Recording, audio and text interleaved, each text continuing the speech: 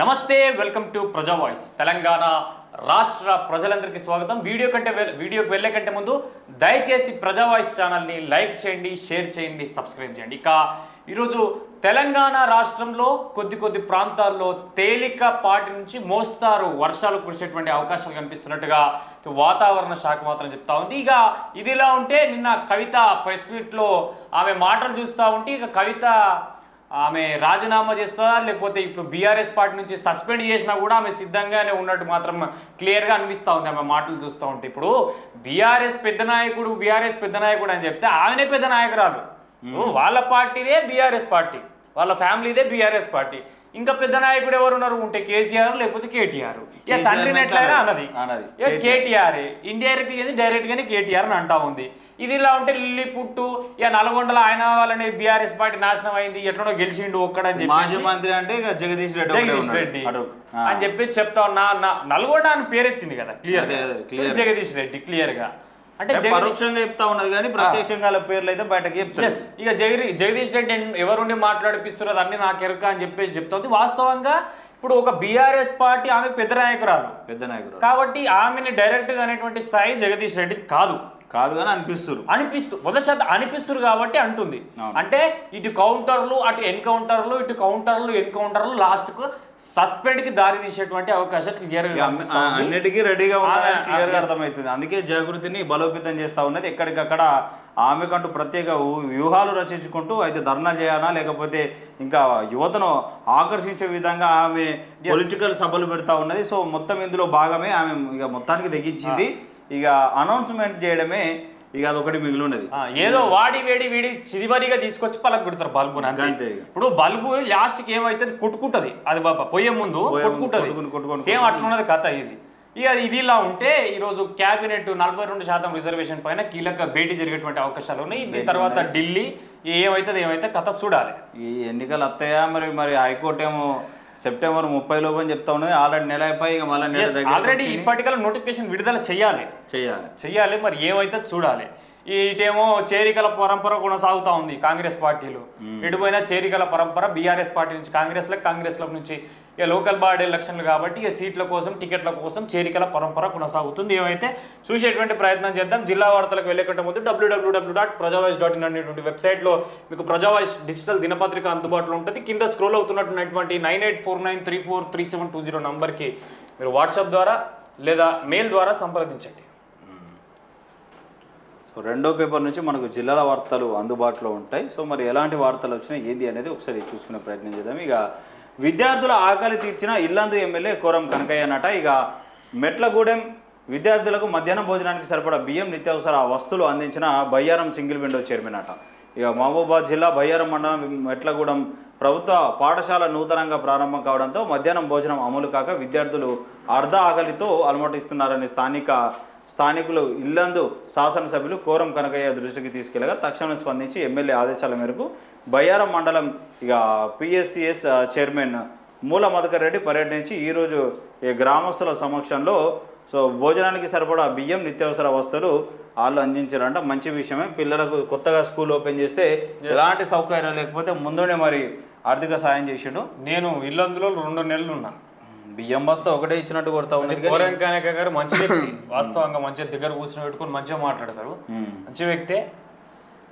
ఇక ఆర్టీసీ బస్సును ఢీకొట్టిన ట్రాక్టర్ పలువురికి గాయాలట. ఇక కామారెడ్డి మండలం గురుగుల్ గ్రామ శివారులో ఎదురుగా వస్తున్న ఆర్టీసీ బస్సును ట్రాక్టర్ ఢీకొట్టింది. ఘటనలో పలువురికి గాయాలైనట్టు గురుగుల్ గ్రామస్తులు తెలిపారు. కామారెడ్డి డిపోకు చెందిన ఆర్టీసీ బస్సు కామారెడ్డికి అన్నారం వెళ్తుండగా గ్రామ శివారులో ఎదురుగా వస్తున్న ట్రాక్టర్ బస్సును ఢీకొట్టింది. ట్రాక్టర్ ఢీకొట్టడంతో బస్సు ముందు శివారు భాగం మొత్తం కూడా డ్యామేజ్ అయిందంట. బస్సులో ప్రయాణిస్తున్న పలువురు ప్రయాణికులకు గాయాలైనాయంట. బట్ అందరు సేఫ్.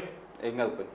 ఇక organisation for bank word classes ఏర్పాటు చేసిరట. విద్య ఆరోగ్యం ఉపాధిపై సంస్థ పనిచేస్తుంది. తెలంగాణ ఉద్యమకారుడు కూడా మాజీ చైర్మన్ సుందరరాజు యాదవ్ చెప్తా ఉన్నారు. ఇక ఇది హన్మకొండకు సంబంధించిన హై స్పీడ్ లో ఎలక్ట్రిక్ వాహనాలు రాష్ట్రంలో పెరిగిన కార్లు ద్విచక్ర వాహనాల కొనుగోలు ఇక రోడ్ ట్యాక్స్ రిజర్వేషన్ ఫీజుల మినహాయింపుతో ఊతం. ఇక నిర్వహణ వ్యయం తక్కువగా ఉండడంతో ఆ వైపు మగ్గు.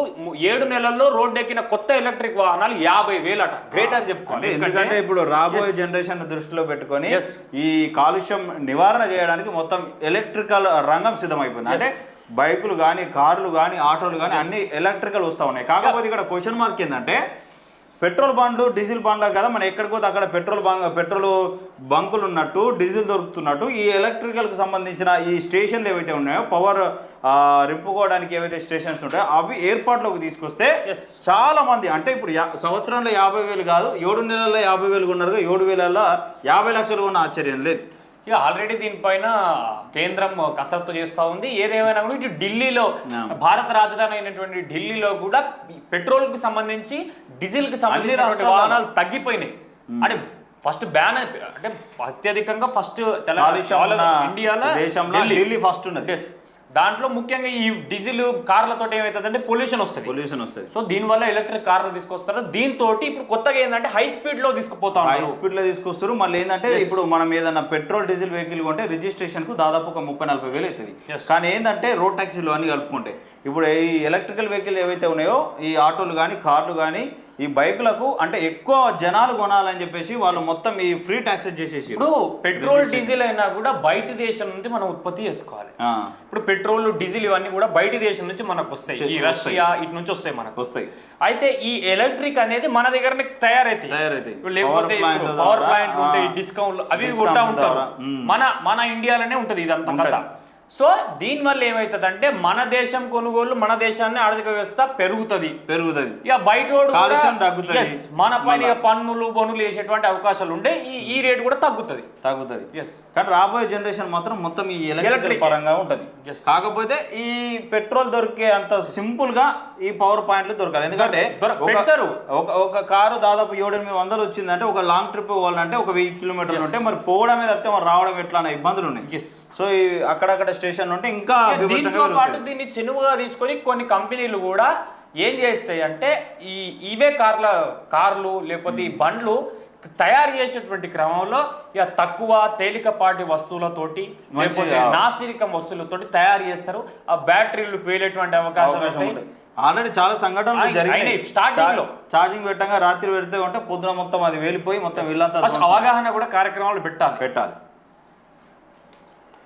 ఇక ఉత్తరప్రదేశ్లో వరదలు, రాష్ట్ర వ్యాప్తంగా ఎడతెరిపి లేని వానలు, 17 జిల్లాలు జలమయం, ప్రమాద స్థాయిని దాటి ప్రవహిస్తున్న పలు నదులు, నీటి మునిగిన వందలాది గ్రామాలు, ప్రయాగ్రాజ్లో 15,000 ఇళ్లలోకి నీరు, కొనసాగుతున్న సహాయక చర్యలట. ఇదైతే ఇప్పుడు సోషల్ మీడియాలో వైరల్ అవుతా ఉన్నది.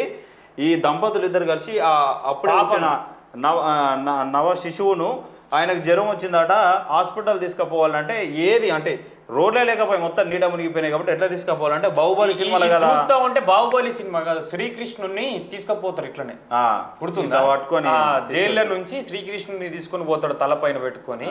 సేమ్ అదే రిపీట్ అయింది. కాకపోతే పాపం చాలా దారుణం. ఎందుకంటే మొగల వరకు ఉన్న నీళ్లు కాదు అవి, ఆల్మోస్ట్ మెడ మీద వరకు నీళ్ళు వచ్చినాయి. ఇక్కడ వాళ్ళ తల్లి కూడా, అంటే ఈయన అప్పుడే చిన్న శిశువు, ఈమె కూడా తీసుకొని వెళ్తా ఉన్నారు వాటర్లా.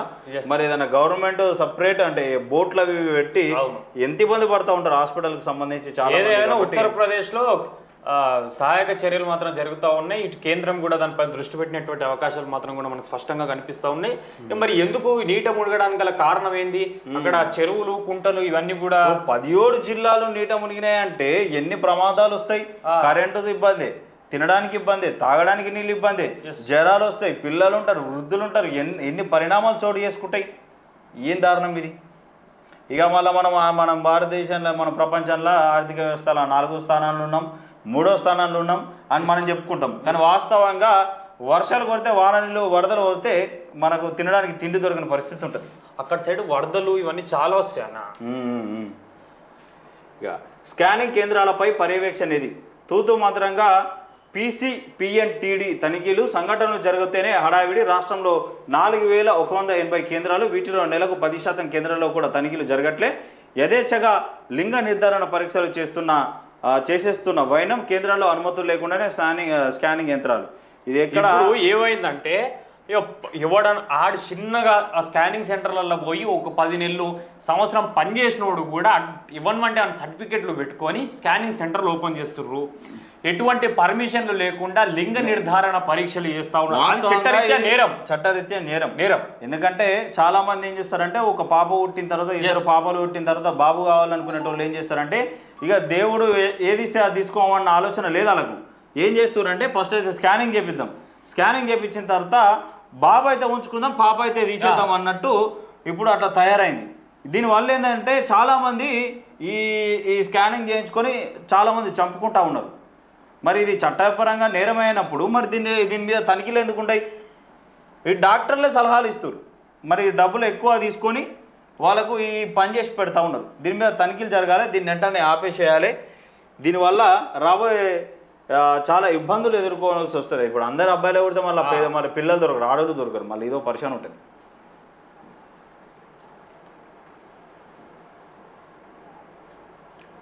ఇక పంపుడు స్టోరేజ్ని పెద్ద ఎత్తున వినియోగంలోకి తీసుకురావాలి. రాబోయే 20 ఏళ్లలో సరిపడా విద్యుత్ ఉత్పత్తికి ప్రణాళికలు ముఖ్యమంత్రి బట్టి విక్రమార్క చెప్తా ఉన్నాడు. ఇక హైడెల్ పవర్తో పాటు పంపుడు స్టోరేజ్తో పెద్ద ఎత్తున విద్యుత్ ఉత్పత్తి చేసి వినియోగంలోకి తీసుకొని రావాలి. అందుకోసం రాష్ట్రంలో 23 పాయింట్లను గుర్తించి వాటి మీద సమగ్రమైన రిపోర్ట్ ఇవ్వాలని డిప్యూటీ సీఎం బట్టి విక్రమార్క విద్యుత్ అధికారులను ఆదేశించారు. ఆదివారం ఉదయం ఆయన జెన్కో ట్రాన్స్కో అధికారులతో కొల్లాపూర్ నియోజకవర్గంలోని సోమశీల వద్ద సమీక్ష సమావేశం నిర్వహించారు. జూరాల నుంచి పులిచింతల వరకు కృష్ణా మీద ఉన్న హైడెల్ పవర్ ప్రాజెక్టులను సమీక్ష చేసి అధికారులకు స్పష్టమైన ఆదేశాలు ఇచ్చారట.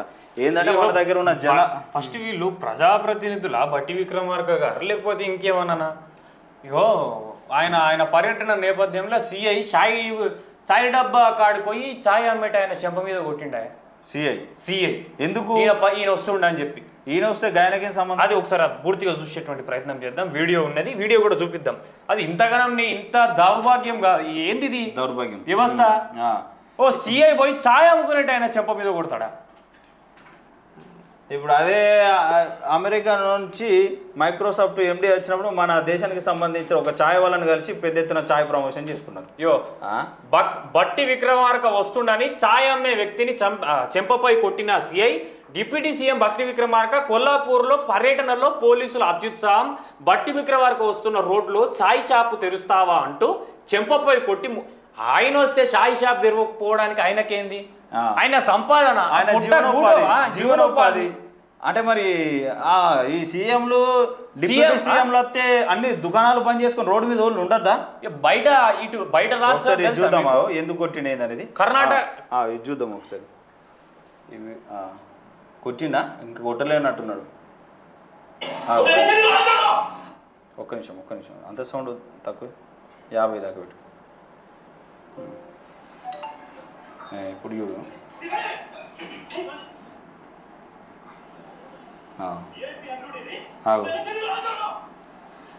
బంద్ చేయి.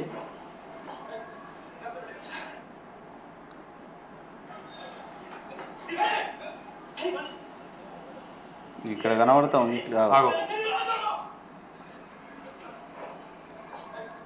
అంటే అసలు బట్టి విక్రమార్క గారు ఉత్తరప్రదేశ్ కానీ ఇటువంటి ఏరియాలలో వేరే రాష్ట్రం పోతే సీఎం పోయినా కూడా పక్కపడత సీఎం పోయినా కూడా పబ్లిక్ పట్టించుకోరండి. తెలుసా? మీకు ఇంత గౌరవం ఇస్తుంటే కూడా ఈ సిఐలు నీవేం తీసుమార్కని పట్టుకుంటున్నావు? ఆ సిఐ గారు లేకపోతే బట్టి విక్రమార్క అని చెప్పిరా ఏదైనా షాపు తెరుంటే వాళ్ళని చెంప మీద కొట్టురు అని చెప్పి కాంగ్రెస్ కండువ కప్పుకోపోయి మరి కాకి చొక్కు ఇప్పేసి కాంగ్రెస్ కండుగా కప్పుకోపోయి. అరే నీకు ఆయన కలవడానికి వస్తేనో లేకపోతే ఏదైనా రాయో పట్టుకొని వస్తేనో ఏమైనా చర్యలు తీసుకుంటే అది వేరే విషయం. కనుక ఆయన మానని ఆయన ఛాయ్ అమ్ముకుంటే నీకేమొచ్చిన బాధ? డిప్యూటీ సీఎం వస్తేనేమో మీరు ఛాయ్ డబ్బాలు బంద్ చేసుకొని కూర్చోవాలా రోడ్లా? మళ్ళా పెద్ద మాటలు చెప్తారు. సిఐకి ఇక ఛాయ్ అమ్ముకున్నానికి దీనికి ఏం సంబంధం? ఇది అలజడి చేసిండా లేకపోతే ఏమైనా కట్టె పట్టుకొని తిరుగుతుండా? ఏం పాపం ఇది? ఏడుకోతున్నారు మీరు. సార్ ఇప్పుడు డిప్యూటీ సీఎం గారి దృష్టికి ఇది వచ్చిందో రాలేదో సార్ మీరైతే చూసా సీఏ గారిని సస్పెండ్ చేసి హోంశాఖ మంత్రి చేయాలి. ఎస్ ఆయన ఏమన్నా హడావిడి చేసిండా? ఏమన్నా మీ మీదకి వచ్చి ఏమన్నా దాడి చేయడానికి వచ్చిండా? ఆయన ఆయన ఛాయ్ అమ్ముకుంటుండే మీకు వచ్చిన బాధ ఏం కలిపింది? ఆయన జీవనోపాధి అసలు పొద్దంతా కష్టపడితే ఇంట్లో చాలా మంది నాయకులు ఏం చేస్తారంటే ఇట్లా ఛాయ్ అమ్ముకునేటోళ్ళు బజ్జీల అమ్మేటోళ్ళ దగ్గరికి పోయి ఛాయ్ తాగి వాళ్ళని మాట్లాడిస్తారు ఎట్లున్నది మరి ఎట్లున్నది కథ కాంగ్రెస్ ప్రభుత్వ పథకాలు ఏమన్నా అత్తినాయా మరి నీ పిల్లలు ఏడ చదువుకుంటారు ఎట్లా చదువుకుంటూ మాట్లాడియాలి ఒరి బంద్ చేపిస్తే ఆయన అత్తే రోడ్డు మీద వాళ్ళు ఉండకపోయినా ఎందుకు రాహుల్ గాంధీ దోశ తిన్నాడా తెలంగాణలో ఒక ఆమె దగ్గర చిన్న పార్టీ దోశ తిన్నాడు ఒక చెప్పుల టైలర్ షాప్ లో చెప్పులు కుట్టుకున్నాడు ఆయననే మీ ఓట్లు అడిగేటప్పుడేమో ఇవన్నీ చేయరు ఓట్లు అడుగుతారు ఓట్లు అడిగే ముందు మొట్టిగా అడుగురి అరే దారుణంగా ఆడితే ఇదేం దారుణం అయిపోయాను ఆయన సిఐని అయితే సస్పెండ్ చేయాలప్ప మా కోరిక అది చేయాలి ఆయన మీద చేసుకున్నాడు ఎక్కడదని మీకు నాకు తెలియదు ఏ చట్టంలో ఉన్నది మీకు చేసుకోవాలని చెప్పేసి ఎవరు చెప్పారు మీ పై అధికారులు చెప్పారా లేకపోతే ఈ ఉప ముఖ్యమంత్రి బట్టి విక్రమార్క అని చెప్పారు ఏదైనా షాపుల దగ్గర ఉంటే పోయి కొట్టురు అని చెప్పేసి రోజులు బిర్యానీ తిని ఒళ్ళు అదైంది ఆత్మీయ సమ్మేళనాలతో మానవ సంబంధాలు విస్తృతం అన్నమాట నాగర్ కర్నూలుకు సంబంధించినటువంటి వార్త. ధర్మపురిలో మౌలిక సదుపాయాల సమస్యలపై నిరసన. జగిత్యాల జిల్లాలోని ధర్మపురి నియోజకవర్గంలో ప్రజల మౌలిక సదుపాయాలు వెంటనే మెరుగుపరచాలని ఎమ్మెల్యే పరాజితుల బృందం ప్రభుత్వాన్ని కోరిందంట. జర్నలిస్టులు విక్రమ్ రెడ్డి, వేముల మూడం రాజులింగం, షేర్ల మహేందర్ శనివారం ధర్మపురిలో నివాసమై రోడ్ల పరిస్థితి చాలా దారుణంగా ఉందని చెప్పారంటే వర్షాకాలము అసలు రోడ్లు ఎప్పుడు చేయాలి? మున్సిపల్ కానీ గ్రామ పంచాయతీ సిబ్బంది కానీ మా రోడ్లు ఇట్లా ఉన్నాయని చెప్పేసి ఎమ్మెల్యేకో వాళ్ళు పంపాలి.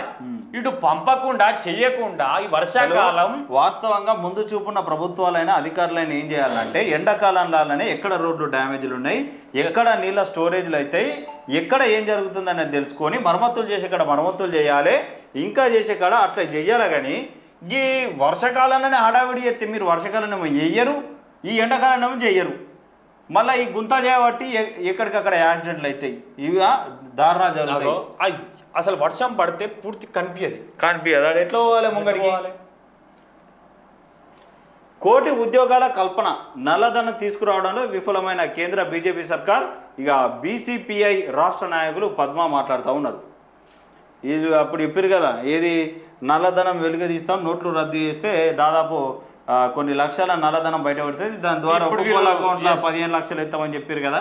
సో అందులో కేంద్ర ప్రభుత్వం బీజేపీ ప్రభుత్వం విఫలం అయిపోయిందని చెప్పేసి వాళ్ళు చెప్పారు. నల్లధనం దేవుట్లనేమో కానీ ఈ ఆపరేషన్ కాకారి పేరిట కర్రెగుట్టల నల్లగుట్టలల్ల మన వాళ్ళ ప్రాణాలు తీస్తా ఉన్నారు. వాళ్ళు శాంతి చర్చలకు సిద్ధం అంటే కూడా ఇక అమిత్ షా గల్లలు ఎగిరేసుకొని మరీ చెప్తున్నాడు చేస్తాం వచ్చే సంవత్సరం జూన్ 2026 కానీ మార్చి వరకు కథం చేస్తాం ఈ మావోయిస్టులు అంటారు. కానీ ఎందుకు వాళ్ళతో నాకు తెలిసి నష్టమే లేదు వాళ్ళతోని. పాకిస్తాన్ వీళ్ళతో అయితే శాంతి చర్చలకు ఓకే, అరే మన దేశ ప్రజలు ఎందుకంటే వీళ్ళు ఏంటంటే ఎక్కడ అన్యాయం జరిగితే అక్కడ ఎదిరించే మనుషులు, ఆ వ్యక్తులు అలా సిద్ధాంతాలు అట్లుంటాయి. రేపటి నాడు వీళ్ళు చేసే అన్యాయాలు అక్రమాలను ఎదిరిస్తారేమో అని ముందు జాగ్రత్త తీసుకునే ప్రయత్నాలు తప్పితే ఇలా ఏం లేదు. ఇలా అమిత్ షా నెక్స్ట్ ప్రధానమంత్రి అయితా అనుకుంటున్నాడేమో కానీ కష్టం కాడు, అది ఇంపాసిబుల్. అది గోడ కూలి వ్యక్తి మృతి. గ్రామంలో అలుపుకున్న విషాద ఛాయలు బోరున విలిపించిన కుటుంబ సభ్యులంట. అరే పాపం గోడగోలు చనిపోయినా. అమిత్ షా కూడా ఎందుకు అంటే అమిత్ షాకి కుటుంబం ఉంది, ఫ్యామిలీ. ఇప్పుడు ఫ్యామిలీ ఉన్న వాళ్ళకు ముఖ్యంగా ఆర్ఎస్ఎస్ సిద్ధాంతాలకు బీజేపీ సిద్ధాంతాల ప్రకారం అయితే ప్రధానమంత్రి పెళ్ళి ఫ్యామిలీ ఉన్న వాళ్ళకి దూరంగానే ఉంటుంది అది ప్రధానమంత్రి అనేది. నాకు తెలిసి నెక్స్ట్ ఇక అయితే యోగి ఆదిత్యనాథ్ ఉండొచ్చు, చెప్పలేము. కదా ఈ సూర్యగిరి ఎల్లమ్మ బోనాల పోస్టర్ను ఆవిష్కరించిన ఎల్లమ్మ ఎమ్మెల్యే సబితా ఇంద్రారెడ్డి రావిల్యాల బోనాల ఉత్సవంకు ఘనంగా నిర్వహిస్తాం గ్రామ పెద్దలు చెప్తా ఉన్నారు. మహేశ్వరంకు సంబంధించి ఆడ సూర్యగిరి ఎల్లమ్మ సూర్యగుట్ట అంటుంది, చాలా ఫేమస్ ఎల్లమ్మ తల్లి, నిజంగా బోనాలు ఉంటాయంట. మేము నేను కూడా చాలా సందర్భాల్లో నిన్న మా మిత్రులు వాళ్ళు చెప్పినప్పుడు ఏదైనా కోరికలు కోరుకుంటే 100% తీరుతాయి అని చెప్పేసి చాలా ఫేమస్. నిజంగా చెప్పాలంటే అమ్మవారు ఎట్లా అంటే ఒక చూస్తేనే ఇట్లా మనసు నిండిపోతుంది, ఉప్పొంగిపోతుంది. ఉత్సవాలను కూడా ఘనంగా చేస్తారు. ఎస్, మంచిగా ఎక్కడ కూడా ఖర్చుకు దగ్గర వీడియోలు ఖర్చుకు దగ్గర ప్రయత్నం చేస్తాం. సో మొత్తానికైతే ఇక ఈ వార్త చూసుకుందాం ఒకసారి. ఇది ఖచ్చితంగా అందరూ చూడాలి. 6 ఐటీ ఉద్యోగుల డ్రగ్స్ పార్టీ. బర్త్డే పార్టీ పేరుతో ఫామ్ హౌస్లో ఐటీ ఉద్యోగుల హంగామా. 2 లక్షల విలువైన డ్రగ్స్ మద్యం పట్టివేత. 50 లక్షలకు పైగా విలువ చేసే 3 కార్లు స్వాధీనం. ఫామ్ హౌస్ నిర్వాహకుడిపై కేసు నమోదు చేశారట. నిజంగా వీళ్ళని పట్టుకున్నది మంచి పని. ఎందుకంటే ఈ డ్రగ్స్ను ఎవరు చేసినా అని తీసుకున్నా అని కూడా ఖచ్చితంగా వాళ్ళని పట్టుకోవాలి. ఎక్కడికి వెళ్ళి వచ్చిందన్న మూలం తెలుసుకోవాలి, వాళ్ళని కూడా శిక్షించాలి. కాకపోతే ఇది ఎక్కడైతే దొరికిందో ఆ ఏరియాలో దాదాపు చాలా ఫామ్ హౌస్లు ఉన్నాయి. ఇంకా పెద్ద పెద్ద సెలబ్రిటీలకు సంబంధించిన నాయకులకు సంబంధించిన ఫామ్ హౌస్లు ఉన్నాయి. మరి వాళ్ళు కూడా గతంలో చాలా డ్రగ్స్ పార్టీలు చేసుకున్నారు, కానీ దొరుకుతారా? ఈ చేవెళ్ళకు సంబంధించి ఇవే చేవెళ్ళకు మోయినాబాద్ ఫామ్ హౌస్ లని పంచాయతీలని మొన్న మంగ్లీ అంటే ఏంటంటే చిన్న చిన్న వాళ్ళు చేసుకుంటే 100% రైడ్ చేస్తారు, ఖచ్చితంగా పట్టుకుంటారు. విదేశీ మద్యం అంటారు, డ్రగ్స్ అంటారు, గంజాయి అంటారు, నిధులకు నిబంధనలకు విరుద్ధంగా డీజిల్ పెట్టిరు అంటారు, పెద్ద సౌండ్లు అంటారు, కథ అంటారు. కానీ అదే పెద్ద పెద్ద ఫామ్ హౌస్లు అక్కడ ఉన్నాయి. మరి ఈ రాజకీయ నాయకులు కానీ ఆడ మరి వారకు పార్టీలు జరిగితే కథ కార్ఖాన ఉంటుంది, కానీ అటువైపు పోలీసులు కూడా ఇవ్వడు. చూడాలి ఇదేం దారుణం ఇది. అంటే మామూలు ఎక్కడ కట్టి ఉంటే అటు సైడ్ కోరు. ఈ చిన్న చిన్నగా నడిచే కథల మీద కథ పెద్ద పెద్దగా వీరంగా చేస్తారు. ఇప్పుడు ఈ ఐటీ ఉద్యోగులు ఇట్లా చేస్తున్నారంటే కూడా వీళ్ళెంబడి ఊకే అసలు ముఖ్యంగా డ్రగ్స్ ఏడ దొరుకుతున్నాయి, ఆ మూల స్తంభం ఏంది, ఆ మెయిన్ పిల్లర్ ఏది, తెలంగాణకి ఎట్లా వస్తుంది మహమ్మారి ఏడికెళ్ళి వచ్చాయి, ఈ గంజా ఏడికెళ్ళి వచ్చాయి, ఈ కల్చర్ ఏడికెళ్ళి వచ్చింది, ఈ గన్ కల్చర్ ఏడికెళ్ళి కరోనా కానీ ఇవి ఏమన్నా వచ్చినాయి అనుకో, ఎయిర్పోర్ట్ లో పొడుతూనే ఉండి ఈ వ్యక్తికి నుంచి కరోనా వచ్చిందని చెప్తే వ్యక్తి మరీ చూపిస్తారు. డ్రగ్స్ ఏడికెళ్ళి వస్తున్నాయి, ఏడుకెళ్ళి డ్రగ్స్ పోలీస్ విభాగం వేడికేంది? ఈ సరిహద్దులలోనే ఖచ్చితంగా తనిఖీలు చేయాలి కదా. ఇప్పుడు సరిహద్దులు దాటుకొని అయితే గాలికి వెళ్ళి రాదు కదా, రాదు 100%. మరి ఏడుకెళ్ళి వచ్చే ఈ డ్రగ్స్ ఈ గంజాయి కదా మాఫియాకి సంబంధించి ఒక పెద్ద రాజకీయ నాయకులు ఉంటారు, చాలా మంది పోలీసులు కూడా దొరికిరు ఈ గంజాయి డ్రగ్స్ కేసులో. ఇప్పుడు గత కొద్ది రోజుల కదా డీసీపీ కొడుకులో ఎవరో డ్రగ్స్ అమ్ముతూ దొరికిరు. అంతకన్నా ముందు గంజాయిలో హోమ్ గార్డు ఎవరో దొరికిరు. ఈ పోలీసుల కనుసన్నలనే నడుతుందన్న చర్చలు వినబడతా ఉన్నాయి ప్రజలల్లో. అంటే రాజకీయ నాయకుల కన్ను సన్నల నుంచి పోలీసు వాళ్ళ చేతుల మీదుగా ఏంది ఈ కథ? వాళ్ళనే ఎంక్వైరీ, ఇప్పుడు రక్షణ ఇవ్వాల్సింది వాళ్ళే, తనిఖీలు చేయాల్సింది వాళ్ళే, దొరికితే పట్టుకొని అది ఎక్కడికి వెళ్ళి దొరుకుతుంది వస్తుంది రవాణా అవుతుంది అని తెలుసుకునేది వాళ్ళే. మరి ఎందుకు అరికట్టలేక వాళ్ళు కూడా ఏం చేయలేరు అన్న. ఒత్తిడి ఉంటే పోలీసు వాళ్ళు ఆయన ఏం చేస్తారు చెప్పు. ఇప్పుడు వీళ్ళు అదే మరి మీ సాఫ్ట్వేర్ మీకు ఫ్యామిలీలు ఉంటాయి, పెద్ద పెద్ద జీతాలు ఉంటాయి, మీకు ఇదేం పోయే కాలం మళ్ళా.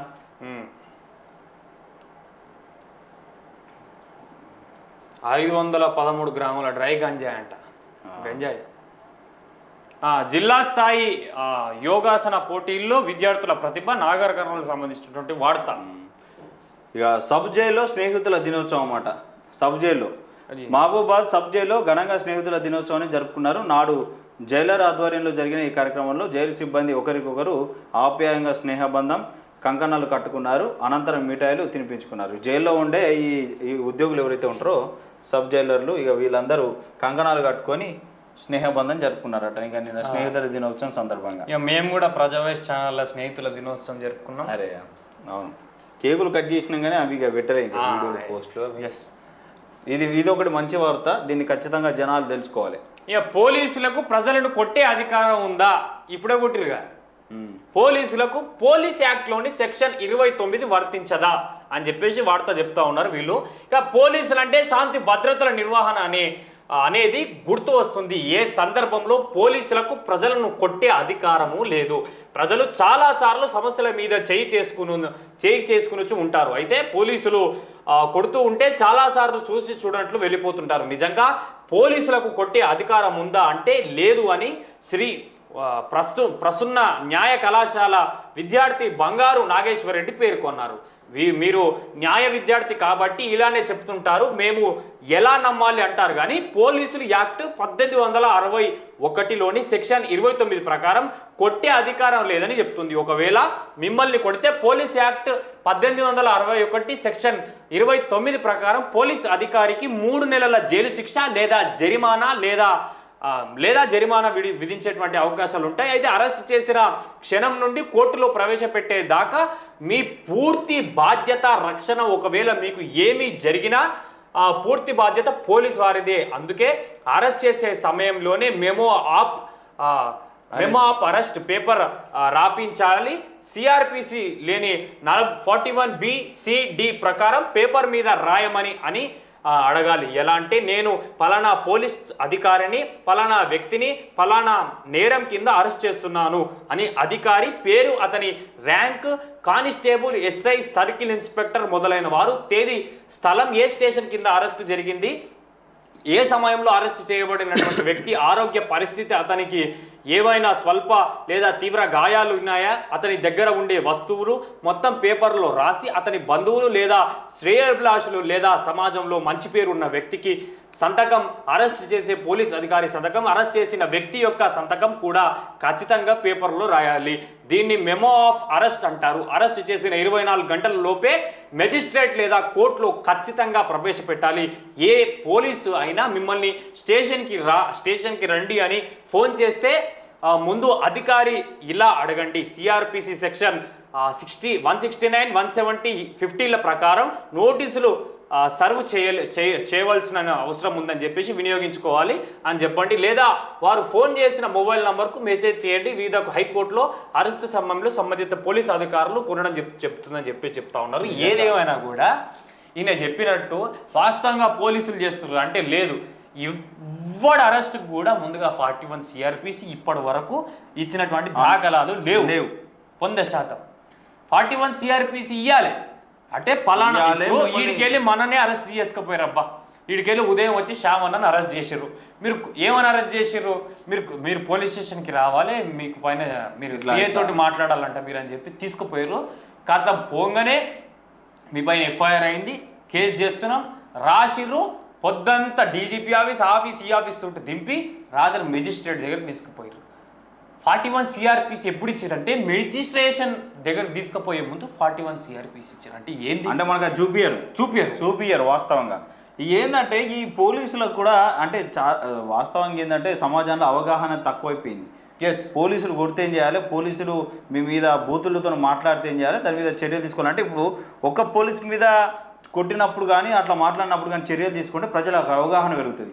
కానీ ఇప్పుడు అట్లా జరుగుతలేదు. ఇప్పుడు ఈ లాయర్లు కొంతమంది వాస్తవంగా కొన్ని పేపర్లకు కథనాలు ఇవ్వడం ద్వారా, స్పెషల్ ఆర్టికల్ రాయడం ద్వారా బయటపడతా ఉన్నాయి తప్పితే వాస్తవంగా మరి ఎస్పీ ఎందుకు పెద్ద పెద్ద మీటింగులు పెట్టి చెప్పరు? మీ మండలంకి వచ్చిన పోలీస్ స్టేషన్కి పిలుచుకుని వస్తున్నప్పుడే, ఒక నెలకు ఒకసారి వచ్చినప్పుడే ఆ ఊర్లో ఉన్న మొత్తం అందరిని పిలుచుకొని పోలీసులు అనేది ఇట్లా ఉండాలి, ఇట్లా వైఖరి ఉంటుంది, మీ మీద ఇట్లా మాట్లాడినా, మీ మీద ఇట్లా చర్యలు తీసుకున్నా, మిమ్మల్ని కొట్టినా ఇగో మీరు మా దగ్గరికి వచ్చి చెప్పురు అని చెప్పేసి ఏఎస్పీ ఎందుకు ఎప్పుడు. ఇంకోటి ఇటువంటి ఇప్పుడు వీడియోలు వైరల్ అవుతున్నాయి కదా. ఇప్పుడు ఈ రోజు వీడియో వైరల్ అయింది. ఏది ఛాయ్ హోటల్ కొట్టిండు. ఇప్పుడు ఇదే ఇప్పుడు పోయి ఎవడు కంప్లైంట్ ఇయ్యాడు. ఇప్పుడు ఆయనకు అవగాహన ఉందో లేదో. కోర్టు దీనిపై ఇప్పుడు పోలీసులకు ఇది మంచిగా కావాలంటే, కొడుకు చక్కగా కావాలంటే కోర్టు దీనిపైన సుమోటో కింద తీసుకొని కేసు నమోదు చేయాలి. సుమోటో కింద తీసుకొని కేసు నమోదు చేస్తే ఆఫీసర్ అయినా ఏదైనా కానీ ఆత్మాభిమానం అనేది నాకు ఉంటుంది. కూలి పని చేసుకున్నా, రోజుకు 250 ఇచ్చి అద్దెంట్లున్నా, నువ్వు పెద్ద బంగ్లాలున్నా, ఆత్మాభిమానం అనేది మనిషికి ఖచ్చితంగా ఉంటుంది. నువ్వు ఎట్లా కొడతావు బాయ్? వీళ్ళ పైన 1861లోని సెక్షన్ 29 ప్రకారం కేసు నమోదు చేయాలి, సస్పెండ్ చేయాలి, అవసరమైతే ఉల్టా ఆలం కూడా కొట్టిపియాలి. తప్పేమున్నది? ఇప్పుడు చాయ్ డబ్బా ఆయన అయితేనేమో కంప్లైంట్ ఇయ్యడు. ఆయనకి ఏం తెలుసు? అవగాహన లేదు. లేకపోతే చాయ్ డబ్బా ఎందుకు పెట్టుకున్నట్టు. దీనిపై వీడియోలు వైరల్ అవుతున్నాయి కాబట్టి కోర్టు సుమోటో కింద తీసుకొని ఈ సిఐ పైన కేసు నమోదు చేస్తే గనక ఇంకో సిఐలు కానీ పోలీసులు కానీ ఒళ్ళు దగ్గర పెట్టుకొని డ్యూటీ చేస్తారు. మరి ప్రభుత్వ భూములు అమ్మరాదు, బీసీ సంఘాల భారీ ధర్నా. ఇందిరా పార్క్లో 6000 మందితో బీసీ విద్యార్థుల ధర్నానంట. ఇక చెట్టుతో స్నేహం చేస్తే సమాజానికి భవిష్యత్తు తరాలకు ఉపయోగం ఉంటుందని చెప్పేసి మేకల మారుతి యాదవ్ అంటా ఉన్నారు.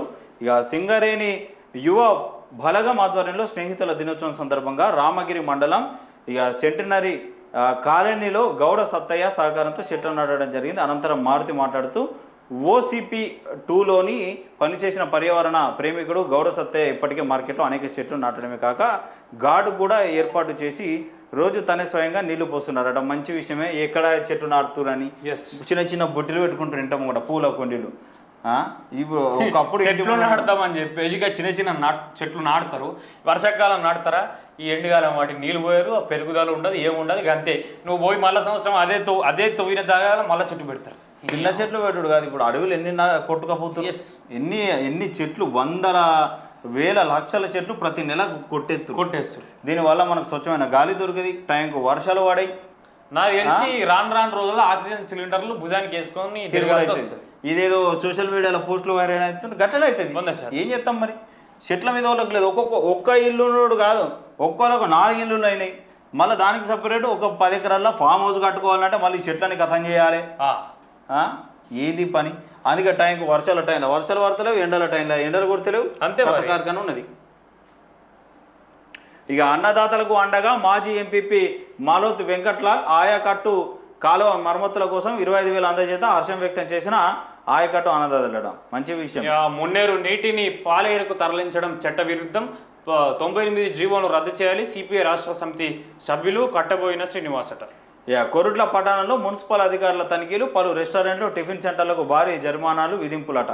ఇక కొరుట్ల పట్టణంలోని మున్సిపల్ కమిషనర్ రవీందర్ ఆదేశాలతో పట్టణంలోని రెస్టారెంట్లు, టిఫిన్ సెంటర్లు, చికెన్ సెంటర్లలో అధికారులు తనిఖీ నిర్వహించారు. నిల్వ ఉంచిన పదార్థాలను మరియు నిషేధిత ప్లాస్టిక్ వాడకాన్ని పరిశీలించారు. సింగిల్ యూజ్ ప్లాస్టిక్ వాడుతూ రెస్టారెంట్లు, చికెన్ సెంటర్లు మరియు టిఫిన్ సెంటర్లకు ఆకస్మిక తనిఖీలు ఏం పట్టుకుంటారండి? నాకు తెలిసి ప్రతి హోటల్లో అదే తందానం ఉంటుంది, అదే ప్లాస్టిక్ ఉంటుంది, అదే నిల్వహించిన ఫుడ్ ఉంటుంది, అదే పదార్థాలు ఉంటాయి, అన్ని కథ ఉంటుంది. మీరు రోజు ఎత్తారా తనిఖీలు? చెయ్యరు. వాళ్ళకు ముందే ఇన్ఫర్మేషన్ ఉండి వాళ్ళు అప్రమత్తం అవుతారు. విధిస్తే ఇంత జరిమానా విధిస్తారో మళ్ళీ తెల్లారి నుంచి అదే భాగవతం ఉంటుంది. వాస్తవంగా చెప్పాలంటే ఎవరైతే పైసలు ఇయ్యారో వాళ్ళ మీద తనిఖీలు ఉంటాయి. ఫుడ్ కమిషన్ ఏమైనా బాగుందంటే ఆంధ్రప్రదేశ్లో బాగున్నది. అంటే పై అధికారులు బాగున్నారు కాబట్టి బాగున్నది ఫుడ్ కమిషన్ ఆంధ్రాలో. ఫుడ్ కమిషన్తో పాటు పౌర సరఫరాల అధికారులు కూడా బాగున్నారు. కల్తీ నూనెలు, కల్తీ వస్తువులు, పాడైపోయిన కూరగాయలు, కుళ్ళిపోయిన చికెను, మన కాడ ఫుడ్ కమిషన్ ఉందా అంటే అసలు ఉందా లేదా కూడా ఫుడ్ ఆఫీసర్లు ఎంతమంది ఉన్నారు? 23-24 మంది. మున్సిపాలిటీకి ఒక ఫుడ్ ఇన్స్పెక్టర్ ఉండాలి, food and safety inspector municipality ఉండాలి. ఈ మున్సిపాలిటీ అధికారులలో ఫుడ్ ఇన్స్పెక్టర్లు లీవ్లు లేదా కార్లలో దిగడం, ఏసీ కార్లో దిగడం, వచ్చి ఏసీ కింద కూర్చోవడం, పడుకోవడం. ఇప్పుడు ఒక్క ఏరియాలోనే దాదాపు ఒక్క ఊర్లోనే దాదాపు 10-20 షాపులు ఉంటాయి. బాజీల షాప్ అని, ఇంకోటి టిఫిన్ సెంటర్ అని, రెస్టారెంట్లు అవి అని. దీని మీద రోజు తనిఖీలు జరుగుతాయా? బజ్జీల షాప్ల మీద తనిఖీలు చేస్తారా కానీ రెస్టారెంట్లలో పోయి తనిఖీలు చేస్తారా? నేను ఏమంటున్నా, ఎక్కడైతే డబ్బులు రావో ఆడనే తనిఖీలు ఉంటాయి. ఇది కుండబద్దలు కొట్టాల్సిన సత్యం. ఇది వినియోగదారులకు నాణ్యమైన భోజనం అందించాలి కాంగ్రెస్ నాయకుడు జువ్వాడి కృష్ణారావు అంటూ ఉన్నారు. కాంగ్రెస్ పార్టీ సీనియర్ నాయకుడు జువ్వాడి కృష్ణారావు మెట్పల్లి పట్టణంలో కొత్తగా ప్రారంభమైన గౌరవ వంటిల్లు రెస్టారెంట్ మెస్ను ప్రారంభించారు. ఆయన రెస్టారెంట్ కిచెన్ మరియు పరిసరాలను పరిశీలించారు మరియు యువత వ్యాపారాలు చేయడం ద్వారా మంచి ఉపాధిని పొందవచ్చని అన్నారు. నాణ్యమైన భోజనం అందించడం ద్వారా వినియోగదారుల ఆదరణ పొందవచ్చని రెస్టారెంట్ నిర్వాహకులైన రాంపల్లి నాగేశ్వరరావుకు సూచించారు. ఈ కార్యక్రమంలో కాంగ్రెస్ పట్టణానికి సంబంధించిన నాయకులు పాల్గొన్నారట. ఇదేంది రెస్టారెంట్ గౌరమ్మ వంటిల్లు రెస్టారెంట్ ప్రారంభోత్సవం చేశారట. నాణ్యమైన భోజనం ఫస్ట్ అందిస్తారు. నాణ్యం లేదు, తొక్కలేదు, తోటకూర లేదు. ఫస్ట్ అది ఫేమస్ కావాలంటే కొద్దిసేపు వడ్డించడే ఉంటుంది. ఇక కొద్దిగా రిస్క్ అయినా పెట్టుకుంటారు. తర్వాత అది ఎట్లా అవుతుంది అంటే ఇక నాణ్యతకు చాలా దూరం అయిపోతుంది, అంగమంగం అయిపోతుంది. అట్లా కాకుండా మీరు మంచిగా నడిపేయాలని మేము కోరుకుంటా ఉన్నాం. బెస్ట్ ఫ్రెండ్స్ ఫౌండేషన్ ఆధ్వర్యంలో ఘనంగా స్నేహితుల దినోత్సవం అంటే అంతర్జాతీయ స్నేహితుల దినోత్సవం సందర్భంగా బెస్ట్ ఫ్రెండ్స్ ఫౌండేషన్ ఆధ్వర్యంలో వివిధ రంగాల్లో సేవ చేసిన వారికి అవార్డు ప్రధానోత్సవాన్ని ఘనంగా నిర్వహించారంట.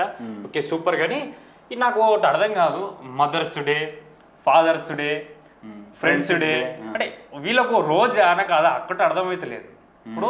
ఇప్పుడు వాడు ఏం చేస్తాడు? పొద్దున తల్లి ఉంటుంది, ఎప్పుడు మదర్స్ డే రోజే మా హ్యాపీ మదర్స్ డే అని స్టేటస్ లో పెట్టుకుంటాడు. వాళ్ళ అమ్మ ఫోటో పెట్టి ఇట్లా ఫోటో పెట్టుకున్నాయి. ఫాదర్స్ డే రోజు నైనా ఫోటో పెట్టుకుంటాడు. ఫ్రెండ్షిప్ డే రోజు ఎక్కడెక్కడి నుంచి వచ్చిన ఫ్రెండ్స్ ని అప్పటి వరకు తిట్టుకునేటోళ్ళు ఫ్రెండ్షిప్ డే. ఇప్పుడు నిన్న ఒకటి కొటేషన్ చూసిన, I don't love friendship day, I love my friends every day.